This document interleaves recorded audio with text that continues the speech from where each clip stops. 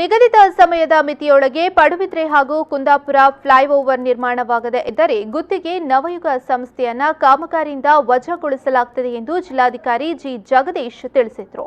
ಉಡುಪಿ ಪತ್ರಕರ್ತರ ಭವನದಲ್ಲಿ ಆಯೋಜಿಸಿದ ಪತ್ರಕರ್ತರು ಹಾಗೂ ಜಿಲ್ಲಾಧಿಕಾರಿ ಸಂವಾದ ಕಾರ್ಯಕ್ರಮದಲ್ಲಿ ಮಾತನಾಡಿದ ರಾಷ್ಟ್ರೀಯ ಹೆದ್ದಾರಿ ಕಾಮಗಾರಿ ಶೇಕಡಾ 70ರಷ್ಟು ಮುಗಿದು ಟೋಲ್ ಸಂಗ್ರಹಕ್ಕೆ ಅವಕಾಶ ನೀಡಲಾಗಿದೆ. ಪಡುಬಿದ್ರೆ ಫ್ಲೈಓವರ್ ಜುಲೈ 15 ಹಾಗೂ ಕುಂದಾಪುರ ಫ್ಲೈಓವರ್ ಕೆಲಸ ಮಾರ್ಚ್ 15ರ ಒಳಗೆ ಮುಗಿಯಬೇಕು.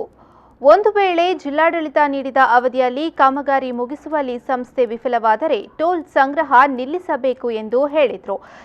ನೋಟಿಸ್ ಅನ್ನು ಸಹ ಕೊಡಲಾಗಿದೆ.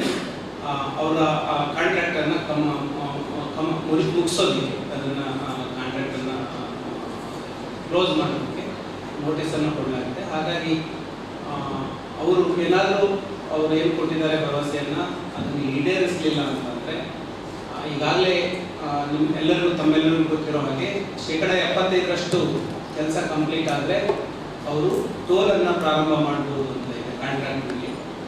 ಅದಾದ ನಂತರ ನಾವೇನು ಟೈಮ್ ಪೀರಿಯಡ್ ಕೊಟ್ಟಿರ್ತೀವಿ ಅಷ್ಟರಲ್ಲಿ ಮುಗಿಸ್ಲಿಲ್ಲ ಅಂದರೆ ಟೋಲ್ ಕಲೆಕ್ಟ್ ಮಾಡುವ ಅರ್ಹತೆಯನ್ನು ಅವ್ರು ಕಂಡುಕೊಳ್ತಾರೆ. ಅದೇ ಕಾರಣಕ್ಕಾಗಿ ನಾನು ನಿನ್ನೆ ಅವರಿಗೆ ಸೂಚನೆಯನ್ನು ಕೊಟ್ಟಿದ್ದೀನಿ, ನೀವೇನು ಭರವಸೆಯನ್ನು ಕೊಟ್ಟಿದ್ದೀರಿ ಜನವರಿ ಮತ್ತು ಮಾರ್ಚ್ ಎಂಡೊಳಗೆ ಮುಗಿಸ್ತೀವಿ ಅಂತ, ಅಷ್ಟರಲ್ಲಿ ಮುಗಿಸ್ಲಿಲ್ಲ ಅಂತ ಅಂದರೆ ಏನು ಟೆಂಡರ್ ಕಾಂಟ್ರಾಕ್ಟ್ ಆಗಿದೆ ಅವರಿಗೆ ಏನು ನಾವು ಅಗ್ರಿಮೆಂಟ್ ಏನು ಮಾಡ್ಕೊಂಡಿದ್ದೀವಿ, ಗೌರ್ಮೆಂಟ್ ನೋಟಿಫಿಕೇಶನ್ ಮಾಡಿದೆ, ಅದರ ಪ್ರಕಾರ ಅವರು ಟೋಲ್ ಕಲೆಕ್ಷನ್ ಮಾಡೋದು ಅರ್ಹತೆಯನ್ನು ಕಂಡುಕೊಳ್ತಾರೆ. ಸಂವಾದ ಕಾರ್ಯಕ್ರಮದಲ್ಲಿ ಕಾರ್ಯನಿರತ ಪತ್ರಕರ್ತರ ಸಂಘದ ಅಧ್ಯಕ್ಷ ಗಣೇಶ್ ಪ್ರಸಾದ್ ಪಾಂಡೇಲು, ಕಾರ್ಯದರ್ಶಿ ಸಂತೋಷ್ ಸರಳಬೆಟ್ಟು, ರಾಜ್ಯ ಸಮಿತಿ ಸದಸ್ಯ ಕಿರಣ್ ಮಂಜಣ್ಣ ಬೈಲು, ಕೋಶಾಧಿಕಾರಿ ದಿವಾಕರ ಹಿರಿಯಡ್ಕ ಉಪಸ್ಥಿತರಿದ್ದರು.